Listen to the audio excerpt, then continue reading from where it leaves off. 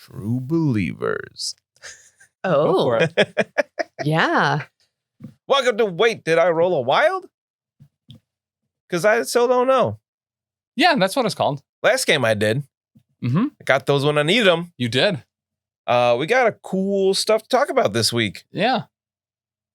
I printed off a bunch of the new cards and things. Yeah, because they're not out yet. Mm-hmm. So I really appreciate you. I'm shocked that Jack doesn't get upset at you spending all of that colored ink. Shh, And don't say that too loud. Cutting that cardstock to size, too. Yeah. I even got the special cutters that rounds the corners. Yeah. I thought you just did that by hand. I wanted him to get like the scalloped edges, like the scrapbookers. Yes. scissors. I wanted him to use those, but he wouldn't do it. But this is the Professional Casual Network's Marvel Crisis Protocol Plavlog. Pavlog. Plavlog. I have to hit myself in the throat to say it right. Plavlog. Dentists can tell if you've been hit in the back of the throat when they work on your teeth. That's true. Mhm. Yep. I used to work for a dentist. We saw some things. Especially in the town where I live. I bet. Holy shit, we saw like 7 teeth. Take all the teeth out, clean them off, put At them back. one time? At one time. What? So nasty. Oh, man. That said, not a massive amount of news this week, but we got a lot of tactics cards, 2 new threats, and Crises. a panel to play for a character that has a card we've already seen, Like months ago. like months ago. We also have updated affiliation lists. Yes, we do. That's exciting. And, well, I guess, I didn't look at the FAQ yet. What are you doing? FAQ, Dan. Oh, Back it. You're the FAQ, man. Yeah. all right. Well, keep them busy while I bring this up then. So the super exciting thing for me this week is that there's been a FAQ that they've updated on the website. Some of us are probably headed over there like right now to look it up, see if there's any big changes, see if there's any frequent questions that have been asked. Right. Yeah. That an answer would need to be supplied for. Because if they've been asked frequently, then they should be answered Yes. once. At least. Yes. Bare minimum. Talking about, I guess, a game played last week. You and I played. Yeah, it was a good one. I played a brand new list that I had only ever played the week before once. With a Mystique-led Freedom Force. Yeah, but you changed your cards so you had Deception, which is stupid. I did change my cards, so I had Deception. I hate that card just because it costs nothing. It is so good. It's so good. I walked right into it, too. Yeah. As I do. Mm-hmm. You? I was trying to listen to your advice and play the objective, and I did. And then I got moved real far because it was Proxima Midnight because I was playing Black Order. Yeah, so the fact that Deception moves them their speed too makes it kind of like really good or really poor, depending on the target for it. But when you can get an extra long movement that's going to put someone greatly out of place, yeah, it's awesome. Yeah, huge. It was interesting just because, like, being Black Order, I had the teleport one. Mm-hmm. What's that called? Mothership. So I moved Corvus over to be with the super out of place Proxima. Yes. And they just couldn't do anything over there, it seemed like. Like, they did Daze Mystique, but as Anthony said a number of times, it took half of my list to Daze Mystique in one round, which was disappointing. So you had played Black Order, and I really think that for your particular playstyle, Black Order is a very good fit. Yeah, I liked them. Because you can be a bully, you can be bloodthirsty. And you have enough tools with constant teleportations or mothership or the long movement on Proxima and double activating to always make sure that you have priority. There's a lot going on there that's a little bit deceptive where you can still kind of play the objective game, but also just beat face. Yeah, that was pretty fun. Yeah. And it almost worked. It was that close to winning by tabling because you were down to just Bucky with 2 stamina left. Just Bucky. So close. And we joked a lot about, or mostly you joked throughout the game because I decided not to take the time stone on Thanos because I wanted to try something. Yeah. And I realized that he not that he needs it, but man, he's so much better with the time stone than like anything else. Then I have come to rely on when I run a list like that, because I really like putting Mystique and Punisher together to blow stuff up. When I did it against Chuck, he made sure there was a total of 4 terrain pieces on the board as a whole. But then I ran into something I hadn't realized I would run into against Black Order. That invulnerability sucks for that. Turning that automatic 2 damage, which is awesome, to 1 is... They really nerfed it. Yeah. A lot. Like, he only did it once, I think. I mean, I think it KO'd Black Dwarf. And only because it was a confirmed kill. Right. Because I couldn't get that on the 4 strength attacks that I was rolling at her. But I mean, honestly, good on you, though, for trying something different with Thanos. I feel like a lot of times, especially with really competitive players, they find what works really well and they just double down on that, and they never really deviate or try anything different.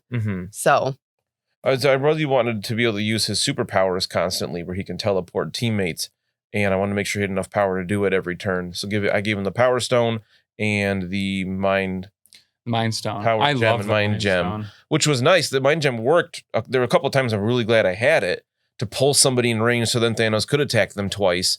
Or pull them in range so he could attack and someone else was in range the next time or whatever. But, you know, Black Order is hard to fit in everything you want because they're so expensive. And I didn't even take Ebony Maw with his 5 threat. I took the cheaper options.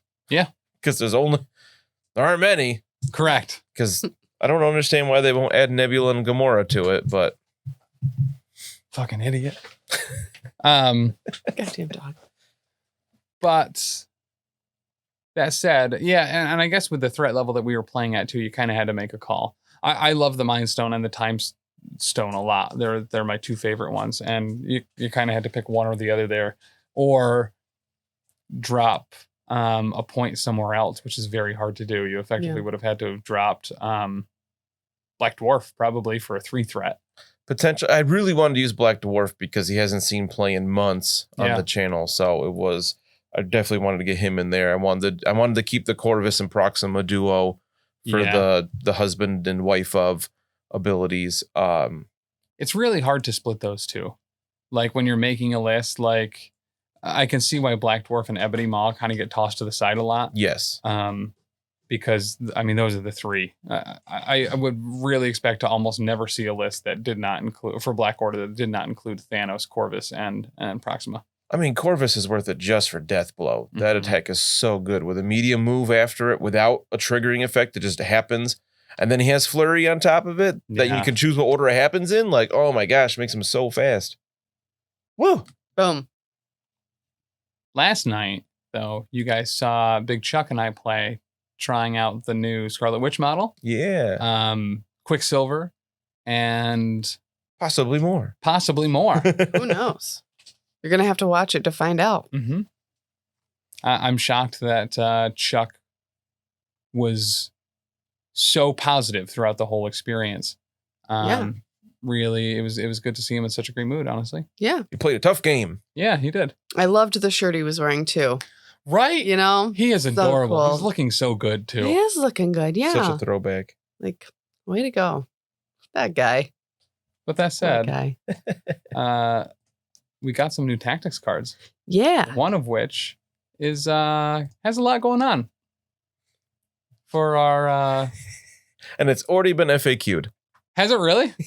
Yes. Well, so I guess let's read it as written first and then see what's been changed. Yeah, I'm trying to read over the FAQ and to see what's different, because it's usually very tiny wording that's different. There's 2. So looking at the new FAQ, there are 2 things. So you want to read off the card for cloning banks. Cloning Mr. banks. Sinister. So as we talked about in one of the previous episodes, one of the big mechanics for Mr. Sinister is that he can get genetic samples from a couple of his attacks or a different one of his tactics cards as well. And he can remove special conditions with that. He can add, I believe, dice or something. He can do a whole bunch of things with these. But the Cloning Banks tactics card says that during any cleanup phase, an allied Mr. Sinister may play this card. When this card is played, set it near the battlefield instead of discarding it. During each cleanup phase, including the one in which this card is played, Mr. Sinister may move any number of genetic sample tokens from himself to this card. If this card has been played during any power phase, you may remove any number of genetic sample tokens from this card and discard it. If you do, place an unused character from your roster with a threat value equal to half the number of genetic samples removed or lower into play within range 1 of an allied Mr. Sinister. The unused character gains 3 power and is now part of your squad. This is insane. Yeah. Crazy. So real quick, okay. The FAQ, the only difference is they added is we're equal to half the number of genetic samples removed, rounding down. Or okay. That's the only difference. So no structural change. Nope. Just a clarification. Just that, okay. Which makes perfect sense. I kind of assumed that's how it would have played out too. Yeah. And as far as I'm aware, the majority of the FAQs have been non-structural. They've just been clarification changes. Yes. This is massive. This is huge. This is it's super cool. Wishing for a character on your sideboard into the game. This is absolutely groundbreaking. Yeah. I guess. For sure. So the way we've kind of looked at this is you're not going to be able to get this off round 1. No. You'll be able to put a maximum of 3 genetic sample tokens on him during the cleanup phase of each round. So you will not be able to use this at all until at least the power phase of round 3. Yes. Right. And you could very well be summoning a 3-threat character at that point. Correct. Yeah. So especially with his other card. So his other card is Forced Extraction, where he can pay 1, and then up to 3 other allied characters within range 3 suffer 1 damage, and he gains a genetic sample token equal to the amount of damage suffered. So very realistically, I think it would be very hard for any Mr. Sinister player to not be taking both of these, Forced Extractioning round 1, and then trying to beam to get their other ones in the other rounds, but just making sure you're stacking up those 3 per round. Yeah. To be able to bust out a 4 or 5 threat character at a pivotal late stage moment in the game could be awesome. Oh my God. Yeah. You play this and then all of a sudden you have Angela on the table. Yeah. And turn 4 or 5. Like Thor what? with 3 power on him. So yeah. First turn he's out there. He's immediately for Asgarding. Ugh. I think the 3 power on him immediately too is like, that's crazy. Yeah. Because they don't have to wait to like gain power. It's correct. Boom, they can immediately do something. Wreck face. Really cool. I love this on something like Gamma Shelters or something where everyone's going to be clustered up together, especially late in the game. Mr. Sinister's there ready to unleash an AoE, bringing in Cable or Thor or Magneto or something to just blow stuff up. I think is going to be super rad. My only thing with this is that I feel like it makes Sinister, if you're focusing on trying to get cloning banks off, you're changing Sinister from what he's built to do to just summoning in another character. And he's not going to be able to use his genetic samples at all for the first 2, maybe 3 turns, which he could be dead by the end of that if you're unlucky, because he can't mitigate damage because you're saving all of your genetic samples. You can't, what's the other one? Remove conditions? I believe so, yep. Yeah. With genetic samples. I think there's another one. You have the printout, right, of the card right there? Yes. Do you need this printout? It's some high quality cardstock. Yeah. It's real It's nice. like wedding invitations. Yeah. Oh, I'm putting root on people. Oh, yeah, right. Forgot about root. Which we've seen people taking pictures of the tokens online. They have a new token for root. Is that what the chain is? It's got to be. That makes a lot more sense. I was trying to figure that out when I was looking at pictures other people had posted online earlier of those particular tokens. Because we saw it's in that box and the Scarlet Witch box. Okay. Well, she can add root with one of her tactics cards as well. I was going to say, I'm pretty sure it comes from a tactics card, not her card. So that was the only thing that was the same in both sets. Yes. Yeah, one of her cards does it. So that instead of just like the Groot tendril, it's chains. It's like you're chained up. Yeah. I think it makes a lot of sense. Chained up, bud. Not going anywhere. But how do you see yourselves, some might say, using cloning banks? Are you trying to get just a 2-threat character to have them out longer so they can do more work? Or are you saving up for a big baddie? I think it's one that I would try once.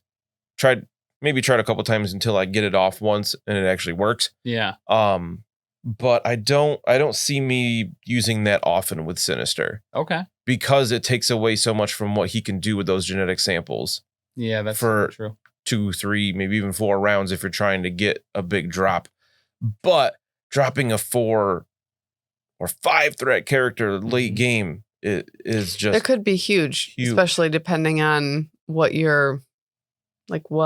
crises you're playing and stuff like that. If it were me the first time I tried this, I would probably shoot for something like low level, like a 2. Yeah. And then that way you can do it early on, and then you can have all of those genetic samples for later in the game when that might make a big difference too. Yeah. And I know I'm horrible at using tactics cards. I always forget and I can't figure out, like, is this a good time to use it? Is this a good time? But with this, you have like, all right, I want to use it. My goal is like this point in the game when I have this many, like that is a really good thing for me to have, like, here's the opportune time to use this. Yeah.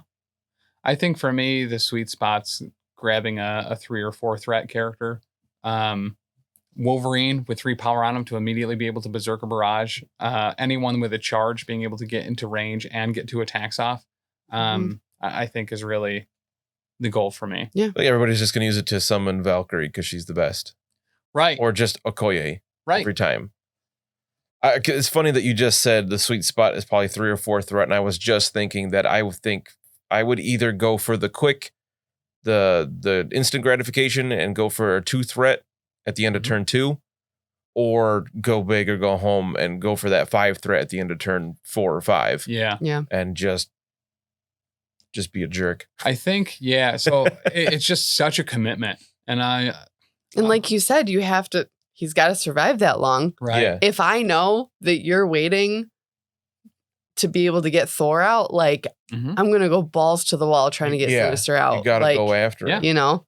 And he's not that particular. Yeah. He's not terribly defensive if he doesn't have his genetic samples to reduce damage all the time. Because he can do that pretty regularly. And I think that first round force extractioning, you're pretty safe. Especially if you're running him in a list with, like, say, Wolverine or Sabretooth. Imagine an X-Force with Wolverine, Sabretooth, Deadpool, do it to all 3 of them, and then they just heal at the end of their activation anyway. Effectively no cost. You got 1 power on turn 1, which you weren't probably going to use anyway, to get that automatic 3 on there. And he's not going to really need to use them in round 1 either. I want to play that list now. So it adds so many nuances to the game too. Like it's not just about like, all right, I'm going to go get these objectives and then, hope to score all the points. It's like you really have to be thinking like critically and using tactics. It's just so versatile. Using that almost defensively when Mr. Sinister is trying to shore up a particular point, being able to drop another person to help him boost defenses, or using it more aggressively to have someone come in and then immediately charge to the other side of the table. There's so much going on there. I love it. And there's so much that can mess it up. Yep. Yeah. Outside of that not forced guaranteed. extraction, guaranteeing those 3 round 1, which I absolutely think is the most common use that we're going to see for that. If you never clump up and he's trying to beam to get 1 genetic sample, he's going to be a little bit an uphill battle to get those consistently. Because the only way to get genetic samples is his genetic splicing attack, right? I believe so. I figured there was something else on there, but maybe not. I've been looking over the printout of it, and I don't see everything else uses genetic samples. Yeah. So that his forced extraction is huge. So that for all of his stuff. Yeah. So that could be one of those things where everyone's like, oh yeah, by round 4, you're just dropping Magneto every time. And no one ever actually pulls it off because it requires a lot of things to go very well for that to happen. I could absolutely see that being the case. And you have to weigh too, like, so that's going to eat up 2 of your tactics cards just to hopefully get this off. Like, yep. And you're spending, it's got to be worth it. You're spending all the time of your 4 threat character to do this one thing just to bring in another character. Right. Where you could just be using his genetic tokens and making him awesome. Right. And not worrying about that. But that's one of those things, like, just between the 3 of us, like, we all have a very different perspective of how we would use it. Like, it just adds to the versatility of the game. Yeah. And the type of player you are. So that's exciting. I've always loved the way that he looks, like, weirdly enough. Like, I don't know. His Just design looks is like such so a badass. good. What they've done with Sinister in more recent X-Men comics is fantastic. We've talked about it a little bit on here, I'm sure. Bar Sinister and his, what was it, Sinister Island he had for a while or something, where he has all these weird clones of himself and he's constantly killing his own clones and everything, and they're usurping each other, and they have a caste system of just Mr. Sinister clones. And I do love the look where he's wearing like more like a suit type thing instead of his typical weird cape and whatnot. But just in Powers of 10 and House of X, those combined series, where it was like pseudo in the past when Xavier and Magneto went to meet with Sinister, and he kept talking to him. He's like, oh, "That's a nice cape that Magneto was wearing." And someone else was like, "I always meant to tell you should wear a cape," and he was like, "Why don't you tell me sooner? Kill him!"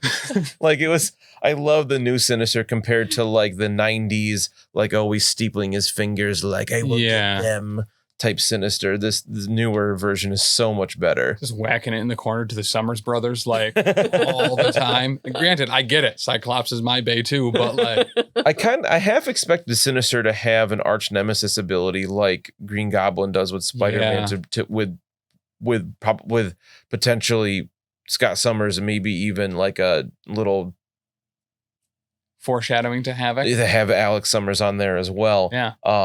But I mean, we saw his card a while ago and knew that wasn't going to be a thing. It was a little disappointing, but I mean, his card is full of abilities already. Yes, it is. There's literally no more room. Correct.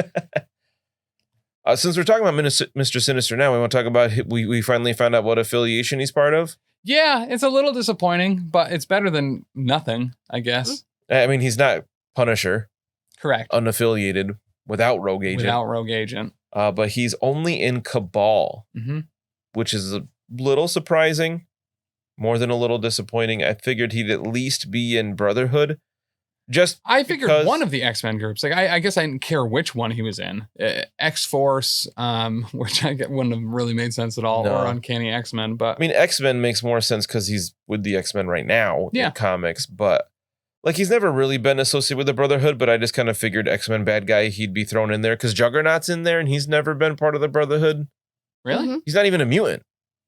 Right, but in the opening 90s intro to the TV show, he was on the Brotherhood side. Yeah, so was Warpath. Really? Yeah. Oh, well, Warpath should... I don't think he was ever even in the show, other than the intro. All right. I'd love to see Warpath. Would they give him flight or not? A great question. Because there was a long time in comics where writers just forgot that Warpath could fly. I never knew that. Right? He could fly. Mm-hmm. I digress. That said, so he's on Cabal. Which, 7 other characters. Yeah, that's a big it's a big list. It's not an A-Force list or an Avengers list. Avengers takes up the whole page. Mm-hmm. But I'm happy he's on something, and yes. Cabal, I guess, fits fine. Sure, he's a bad guy. He's on Cabal. Okay. Yeah. And there was a whole bunch of other updates with some of the other characters coming out too to affiliation lists. We finally know where Scarlet Witch and Quicksilver are ending up officially. Scarlet Witch is going to be on A-Force, Avengers, and Defenders, and Brotherhood, but not Uncanny X-Men. Which again, I mean, we said, I think it was last episode we were talking about them, and like the twins were never really X-Men, right? They were just associated with them regularly. Quicksilver, though, is going to be on the Avengers, and Inhumans, and that's it. I'm glad he's on Inhumans because I made that prediction and I'm glad it came true. Same. Because he was with Crystal for a long time. I'm not sure if he still is in the comics. I don't believe so. Didn't she move on to Ronin at some point? I don't know. But yeah, that super fits. That's part of one of my favorite stories too. When after Decimation or during Decimation, when he's hanging out, snorting those Terrigen crystals. But it's nice to see the smaller affiliations get some love and actually get some characters added to them. Yep. Inhumans need it. Spider Foes, Web Warriors. Yeah. Were there any other updates on this, or was it that yet? Just those 3, because we already had Sin and Valkyrie added to Cabal some other time. The one I wasn't expecting was Scarlet Witch being on Defenders. Yeah, me too. I don't know enough about. A lot of people complain about the Defenders list that like Beast isn't on there, even though I'm pretty sure he was a founding member. Okay. Because there's been a bunch of different Defenders teams throughout the year. It's a very wide range of characters. It was kind of a, I don't want to say flavor of the week thing, but it was certainly, you know what I mean? They were fast and loose with who was a defender. Yeah. But because then they kind of rebranded to be like street level heroes here and there. That's why we got like Luke Cage and Iron Fist and Daredevil on there, but it's all over the place. I like that it's kind of like it's like superheroes that aren't X-Men or Avengers are defenders. And a lot of them are one of the other two also. Right. But we can go over some of the other tactics cards that, I mean, from the pictures that we have seen and printed offline, should be coming out in the Quicksilver and Scarlet Witch box. Yeah, they got a lot. They did. I was very surprised. They got a ton. What I really like is Difficult to Please. Oh my God, yeah. Stoked for this. Which I'm sure you're going to be trying that out. Monday. Yesterday. I tried it out yesterday. Yeah. It was crazy what you did with it. Yeah. That you got to use it or not was just nuts. Right. So this one is Brotherhood of Mutants. It is an active tactics. If an allied Scarlet Witch has dazed or KO'd an enemy character this round, and an allied Quicksilver has interacted with or picked up an objective token this round, Magneto may play this card. So you have to have all 3 of them. That's 14 points. Yes. You may remove an activated token from Magneto. Yes. Gross. Mm-hmm. That's incredible. He gets 2 turns. That's 2 incredible. turns. And you've already dazed or KO'd a character this round with Scarlet Witch specifically. Yeah, there's a lot that needs to happen, but it is certainly worth it to pull it off. Oh my God, for Magneto to get another activation. Yeah, that's just so many, like the stars aligning in such a perfect way. Yeah. I don't know. But when it does. Speaking as someone who typically does not ever use 3 of the 5 tactics cards that I take, though, like if it doesn't work out, whatever. Like, I don't know why I'm so like, oh my gosh, that's so much. And you might not be able to use it. I just choose not to use most of my cards. So you need to play Guardians more often because you can be like, I'm not going to use this card anyway. Let's get some rerolls. Yeah, super fair. 2 weeks ago, last time I played you, Dan, there was a tactics cards that I felt guaranteed to use, which was the Bitter Rivals. No, I haven't taken that in a while. The one that lets someone with a healing factor only take 1 damage instead of the Exceptional Healing. Exceptional Healing.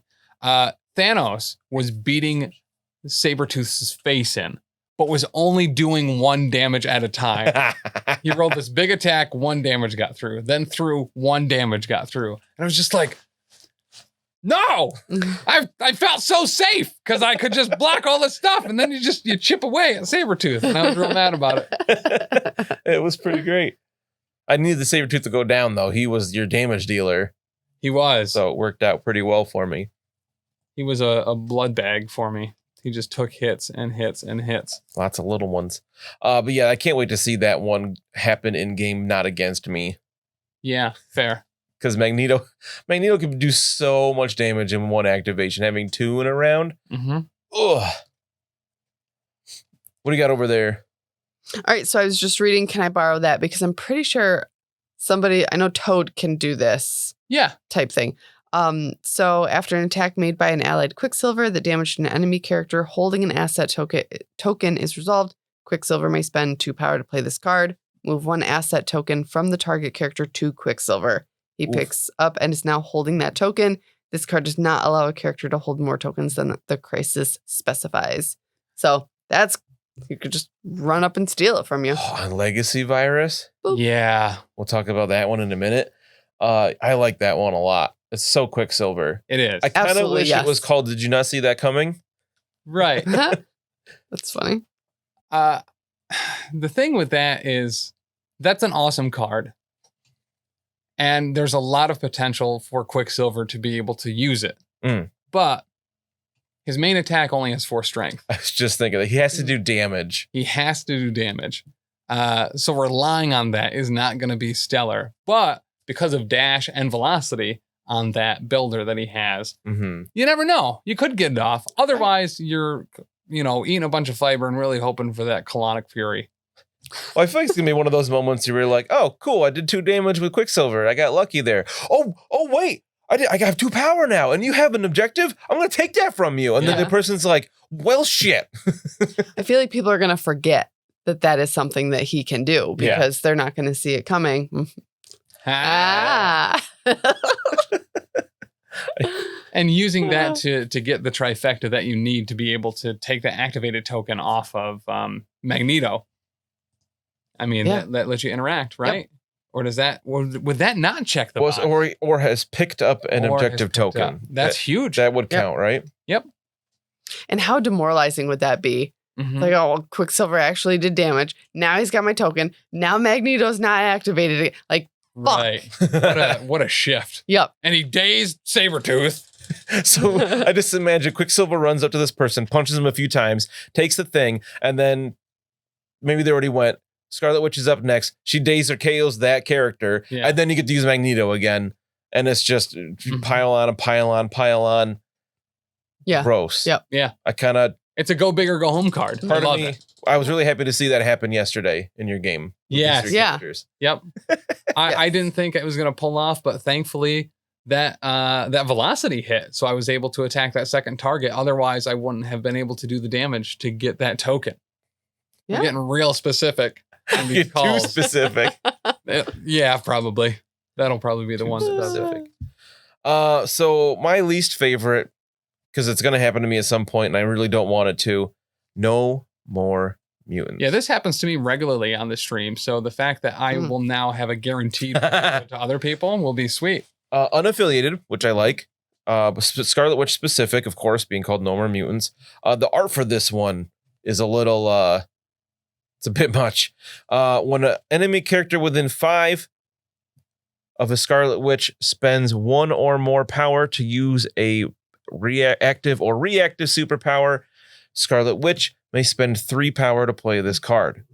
The enemy superpower has no effect and cannot be used again for the rest of this turn, but the enemy character still spends the power cost of that superpower, and is considered to have used that superpower. It's crazy. Could you imagine? Range 5. Could you imagine doing that to Hydra Bob? Oh my God. Trying to put that fucking loaded token on himself? That is a superpower. Still spends the 8 power to do that.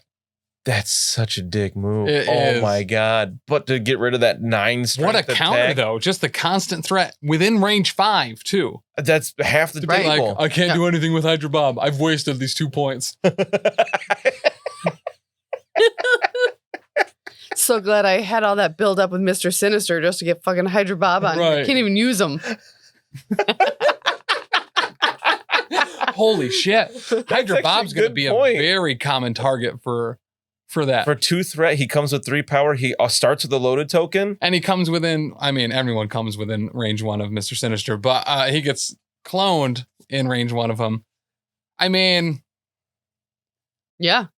He's in range. Yep. For a bazooka right away. Yeah. Strength 9. Everybody else within range takes 1 damage or something. Yes. Oof. He might not come in with a loaded token, though. I think he starts with a loaded token. But would he start with a loaded token in that scenario?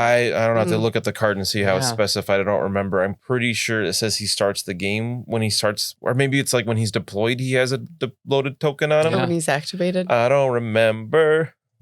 I want to see if I can find his card. Not printed out. Yeah, because he doesn't get deployed. Talk amongst yourselves. Or if it's like at the start of the game, that was a the cute token dog. goes on him. Right. That could be a huge delineator for how often that he will be taken. Found it.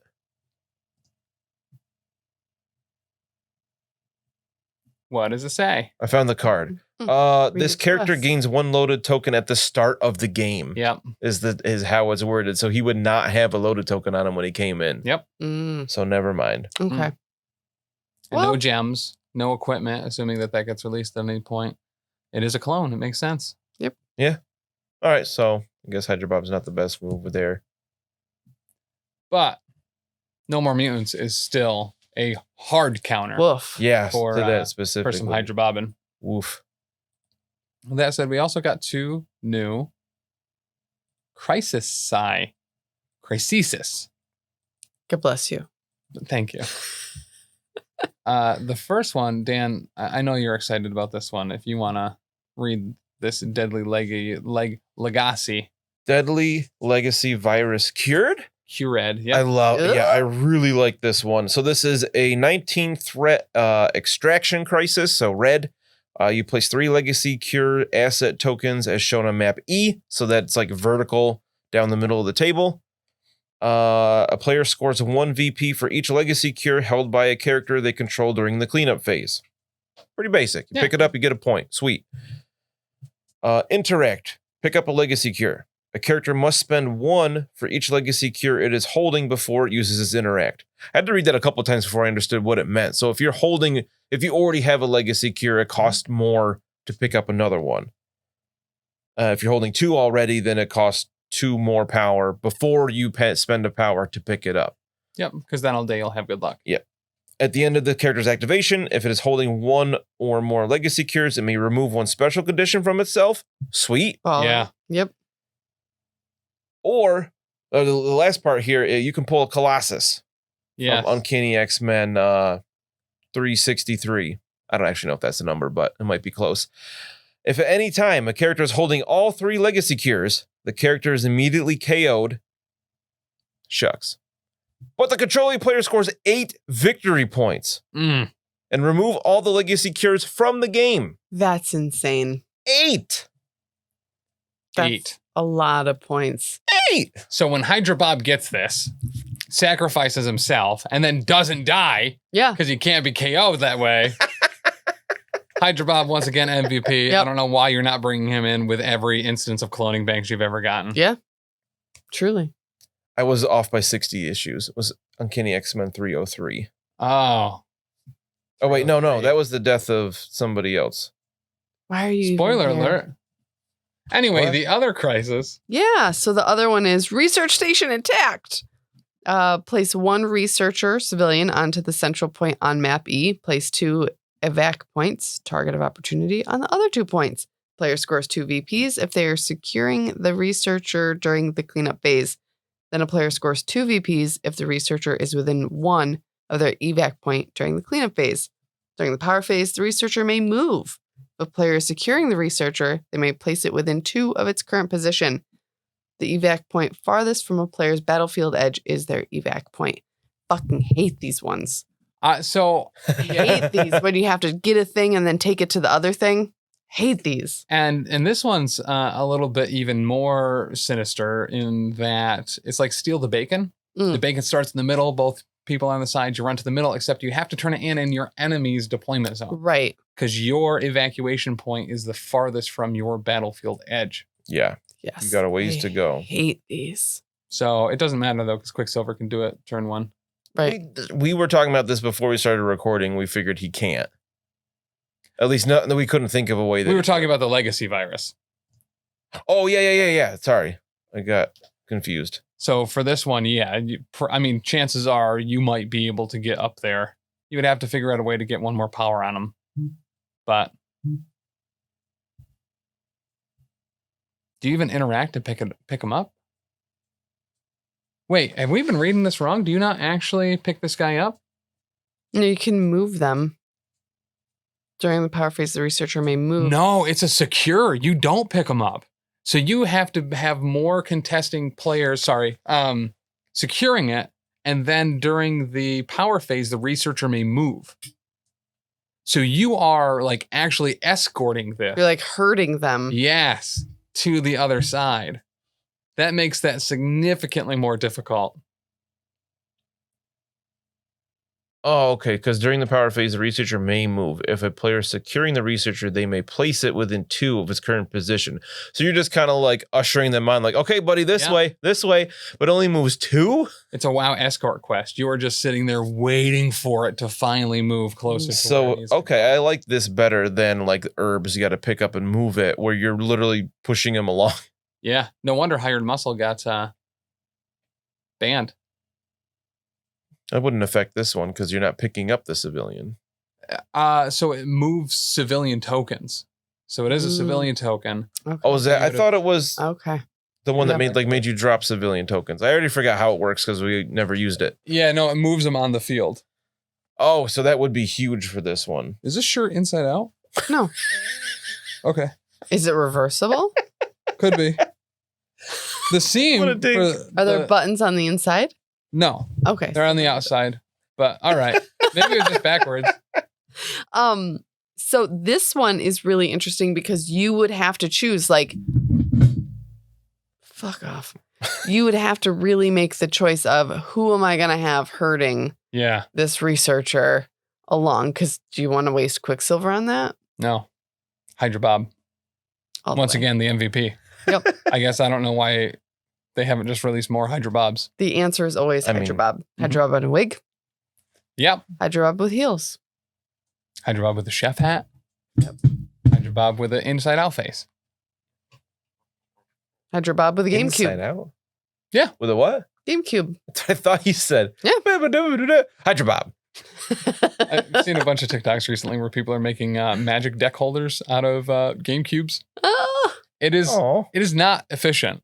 Not at all. It is a very big thing to carry around one commander deck. But it's got a handle on it. It does have a handle on it. And like, I figured you'd be able to fit your lunch in there or something too, but no. And like we learned from Taylor, you can fit it in a cargo shorts pocket. Mm-hmm. The whole thing. The whole damn and thing. Controllers and games. Yeah. And that's why he's Uncle Pockets. That's why. Cool.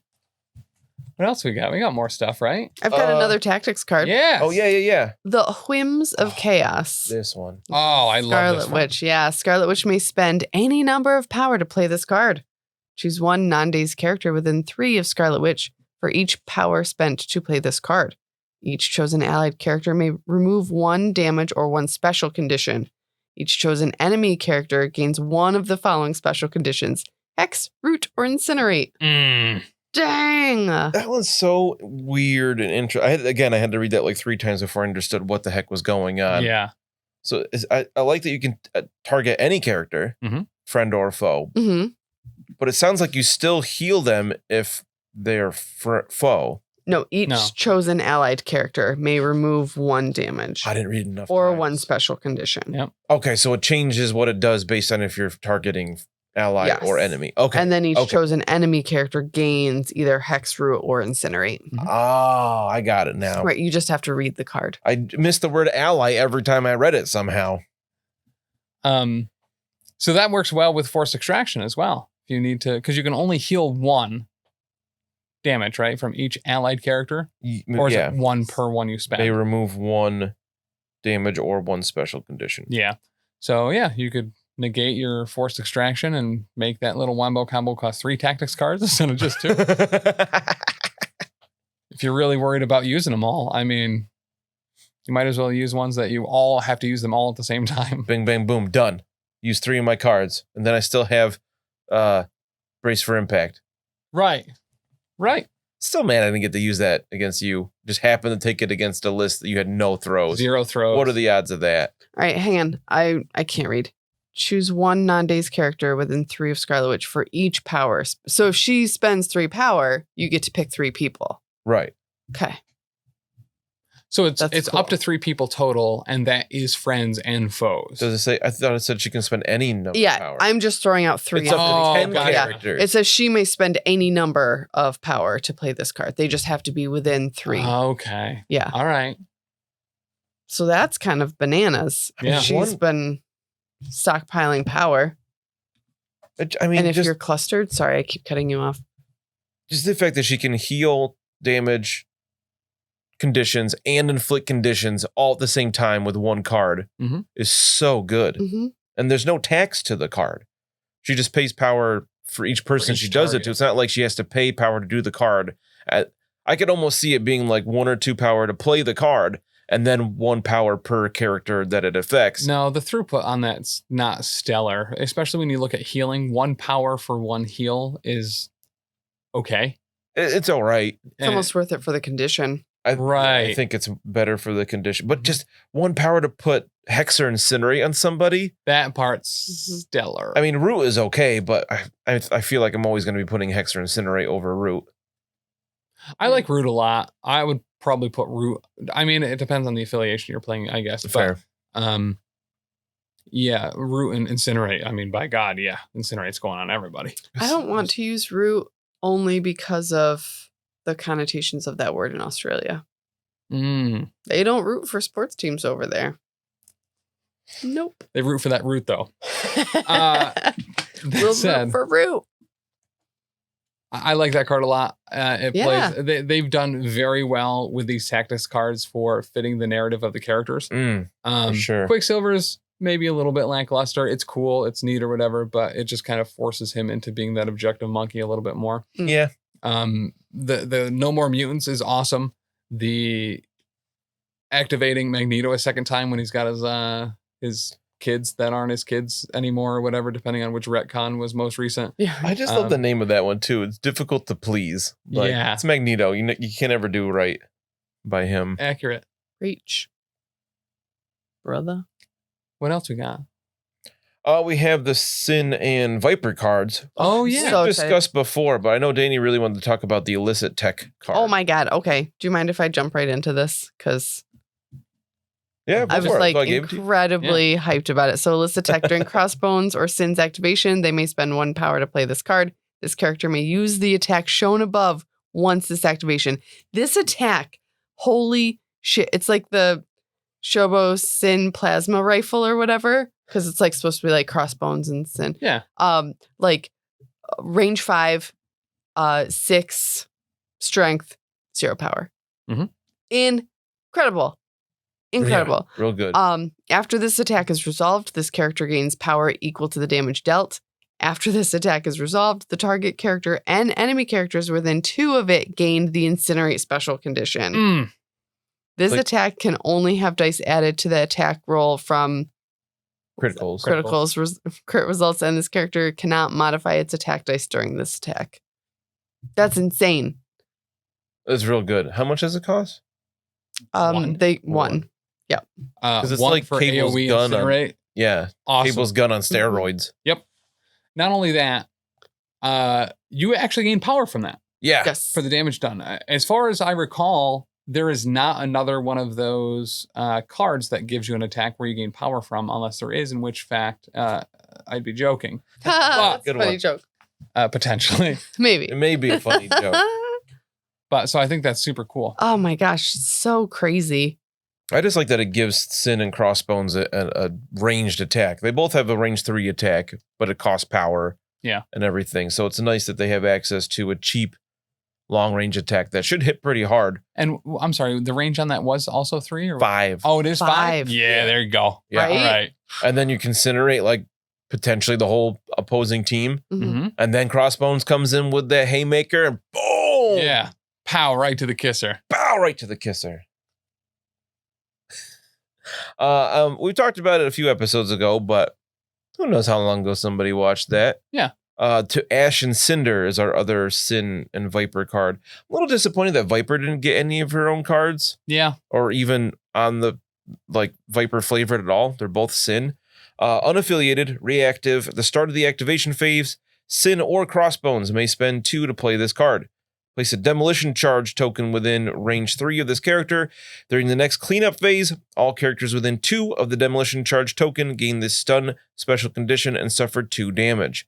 Destroy all terrain features of size 3 or less within range 2 of the demolition token, then remove the token from the battlefield. And we have seen from people putting pictures online of the tokens, it is the objective size token, not the little like status size token. Right, which is good. That's a big bomb. It's a big bomb. It's a big bada boom. Yeah. Not super stoked that Viper is only on the Cabal affiliation list. Was really expecting to see her on Criminal Syndicate as well. I'm a little disappointed that's not the case. Yeah, she's not associated with like the New York street level villains though. But Sin as far as I know. Sin's not. Did they add Sin to? Sin is on Criminal Syndicate. Really? Mm-hmm. I totally missed that. Yep. That's odd. Right. But I mean, okay, they could use some more 3-pointers. I would really like to see every character on at least 2 lists. Yes, for sure. I agree. So I mean, it'd be kind of hard with like Thanos or any of the Black Order. Slim really. Thanos, I'm pretty certain was a defender at one point. I mean, he's a bad guy. Wasn't he on Cabal? Right.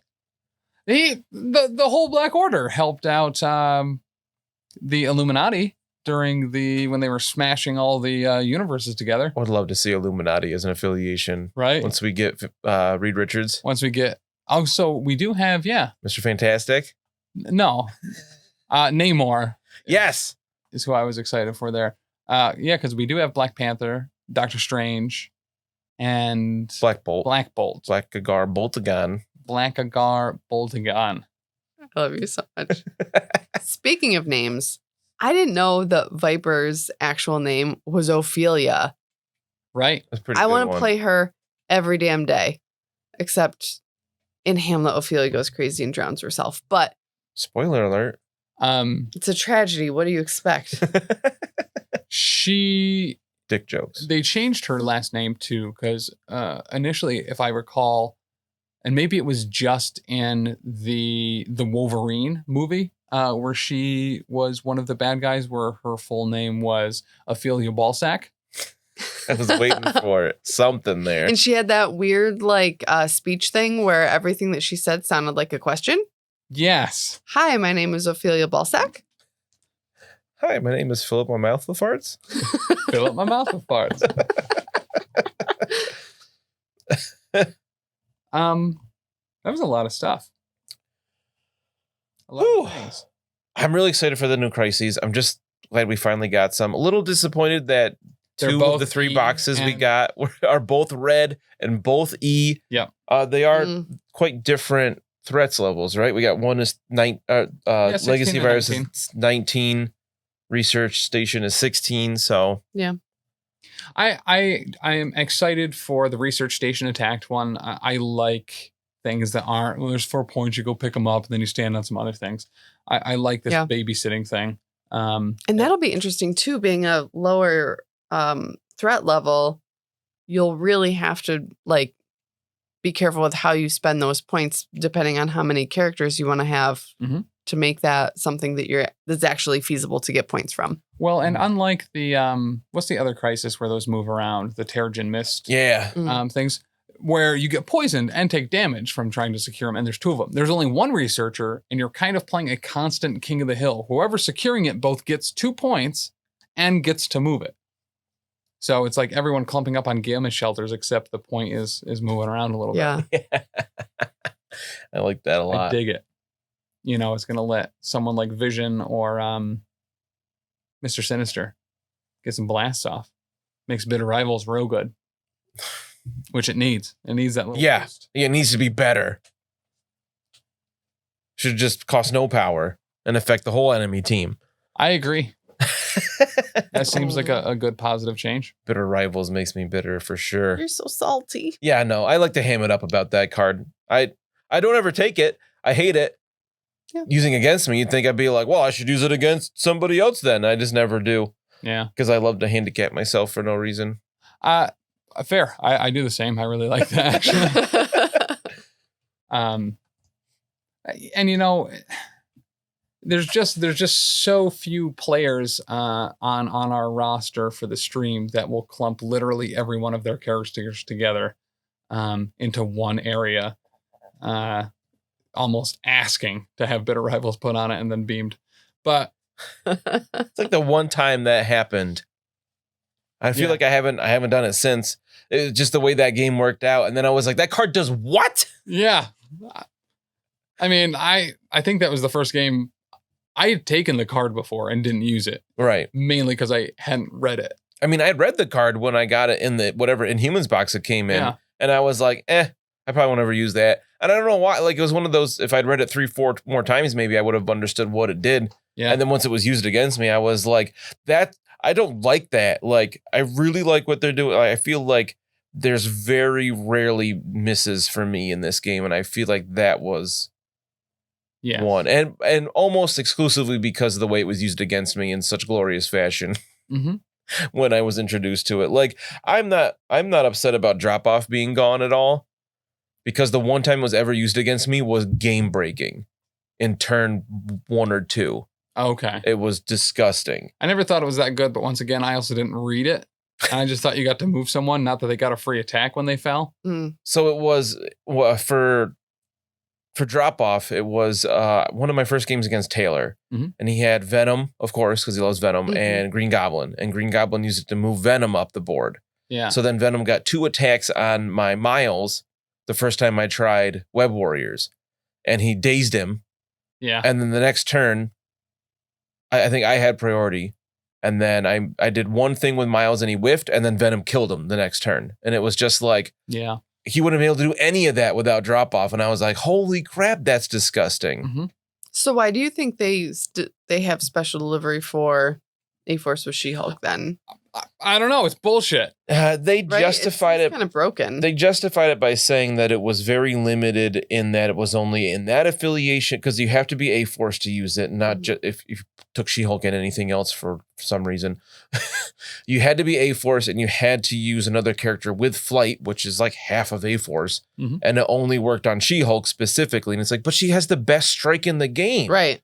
Like, it's still disgusting. And every A-Force list is going to have that, because you'd be silly not to. And that's fair, just from a game development standpoint. When you heavily restrict cards like that, they are, in fact, insanely easier to balance. Yes. But yeah, the fact that drop-off was completely unaffiliated, you could, as long as the one had flight and was the same size or larger, something like that, was the only restriction. And then it was really, I think it was 1 power per person. It was super cheap. I don't miss it at all. Once it got banned, crossbones or boss crones stopped being used at our tables. Did we ever use them with drop off before that? Yeah. It was the only time I used drop off, granted incorrectly.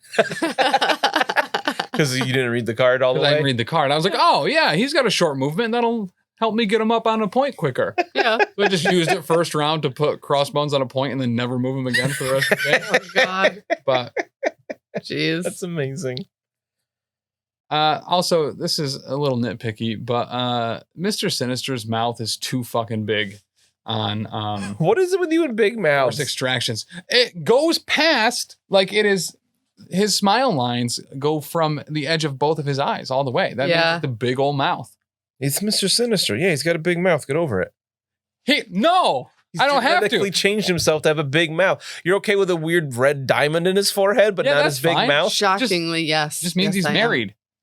And it doesn't look like he does in the art for this game. But you remember in the 90s cartoon when he had those like shark teeth? So that's actually something I was thinking of earlier. And maybe that's what bothers me about his mouth being too big, is he's got doofy, like, rounded teeth. He got real teeth instead of his little piranha things. Yeah. Oh, it made him so creepy in that show. I loved it.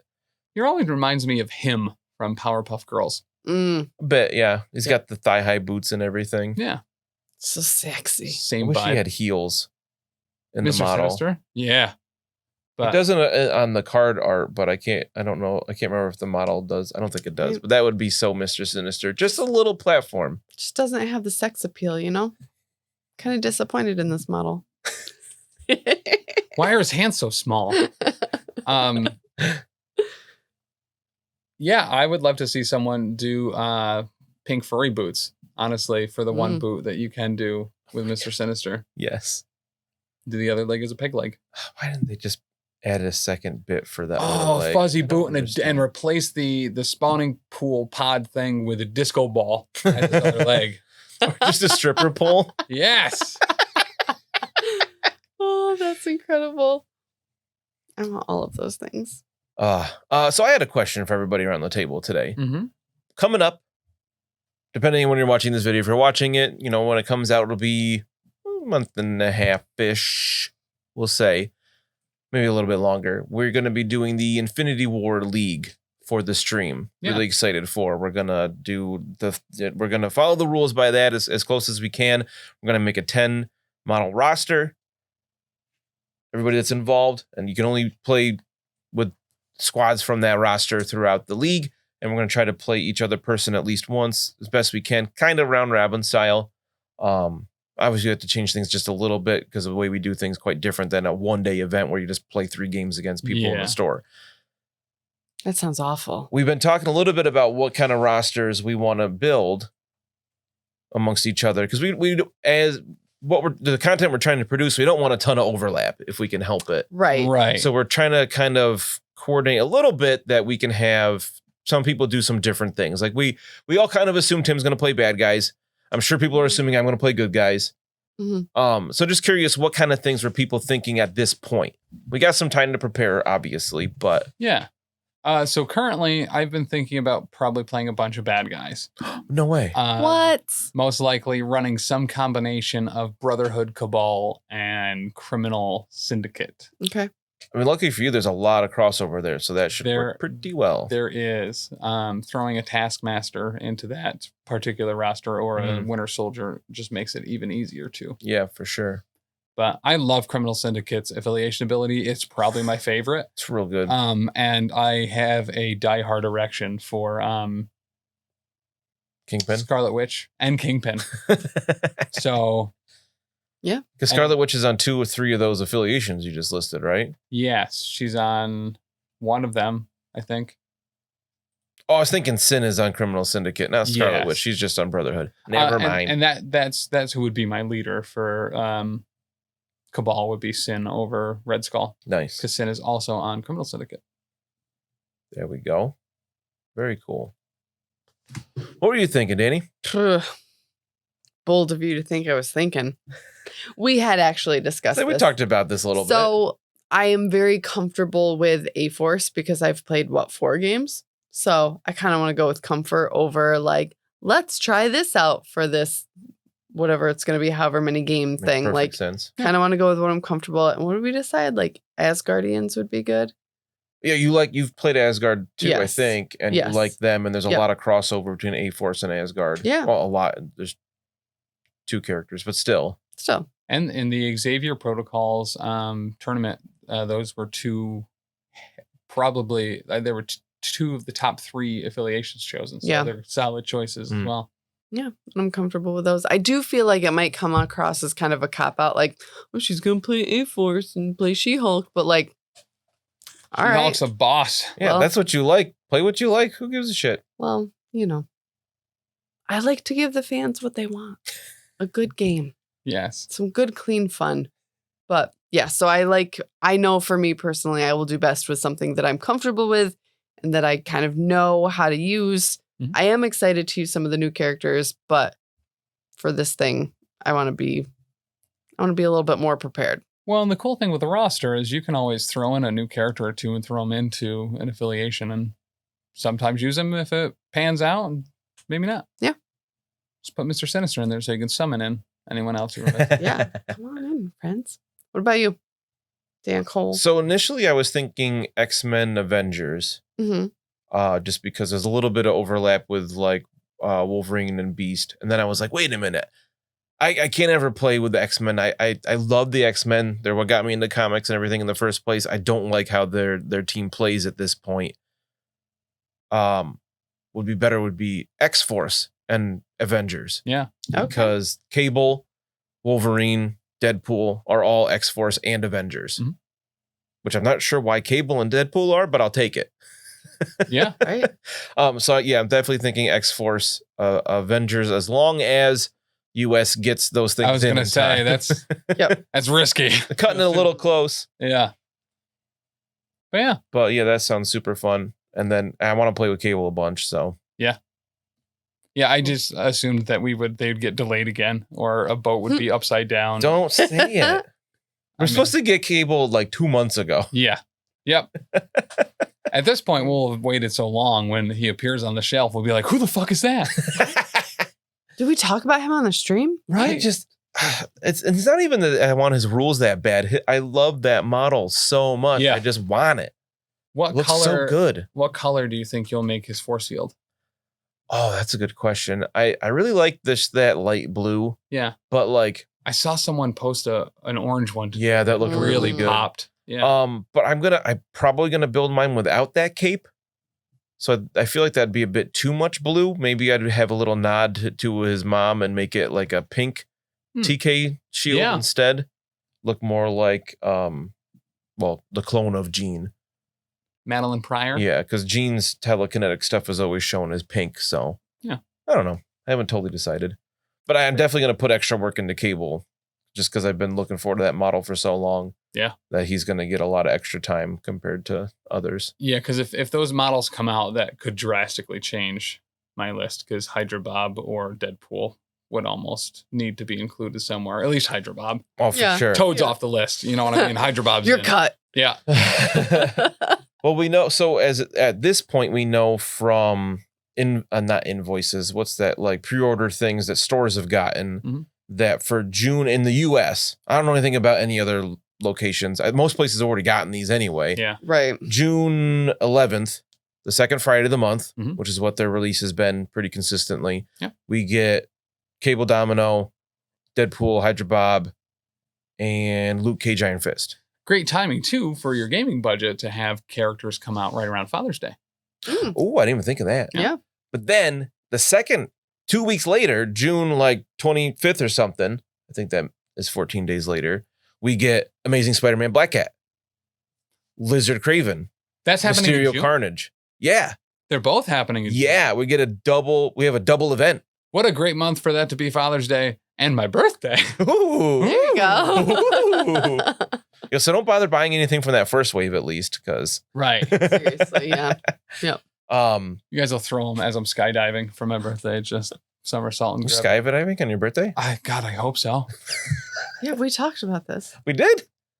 in the group chat. Oh, was I drunk again? Probably. Maybe. It was a Thursday at 2 p.m. You smelled some kombucha and got wasted. I was going to make that say I'd smelled some alcohol and got drunk. Jesus. No, I remember I was working out. So it was after school at one point. Or maybe in the middle of the day on Wednesday. Yeah. Because, I don't remember. Yeah, but Tim was like, hey, does anybody want to go? And everybody was like, no. And I was like, I do. Oh, I do remember that because I was like, nope, done with this conversation. I don't want to do that. Yeah. It's cool, though. I get it. Yeah. You just don't want to probably die. Makes sense. I'll Probably too much sense. I'll take that chance for you for your birthday. Yeah. Sweet. I asked my co-partner worker guy, and he was like, absolutely not. Really? Really? Oh, yeah. Terrified of it. Huh. Threw himself 20 yards off of a snowmobile once because he just wanted to send it to see how fast the snowmobile could go. But no, terrified of skydiving. But he'll stand in like the bucket of his tractor up so he could work on a roof until he falls out of it. They were diving off of the bucket into the pool. Didn't he fall out and hurt himself too or something? Yeah. Yeah. We're probably getting a little too specific there. Yeah. Yeah. Shout out to that guy. To that guy. You know who you are. I'm sure you don't listen to Huge this. fan of the show. Yep. Yep. Yeah. Yeah. All right, Huge bud. fan, bud. Inside jokes are the best. Mhm. That's what keeps Scotty coming back. Scotty. Scotty and Zach and Mitch. Yeah. And MC1 Gamer. Yeah. Yeah. When Who I he's think might be sober enough Mitch. Oh, yeah. But that said, check back next week when Big Chuck should be back. Yeah. Cross fingers. God, We've I missed hope him so. just like drop off. R.I.P. We should Don't be say up R.I.P. to- Chuck. No, we should be up to the amount that we need for bail, right? I think so. I'm pretty sure. Um, I'm pretty sure bail was set at 10,000. Yep. But I don't know how. it was initially going to be only 2,000, but then he yelled at the judge to stop rolling. Right. So And like public indecency charges, like, that's kind of touchy, especially around like college graduation weekend. mhm. To be fair, they thought he was wearing a sweater at first. It was only when they got up close that they realized, nope. Yeah. He was Tarzaning. Is that one of those male anatomy swimsuits? Oh, no. I'm horribly mistaken. Wow. Since we're way off the rails at this point. Well, were we on rails to begin with? There's a fanny pack, and I might have told you guys this already, but there's a fanny pack that looks like a hairy gut. Yeah. Oh, yeah. So when it's hanging out under his shirt, it looks like your gut's hanging out. It's so cool. I want one of those. And I want one of the dude body swimsuits for sure. Yeah. I'd wear the shit out of that in the summer. Just a hairy torso. Yeah. With nipples on it. Yep. Boom. But they're not my nipples, so it's okay. So it's safe. All right, guys. Boys and girls, cats and squirrels. Out. Bye. Bye.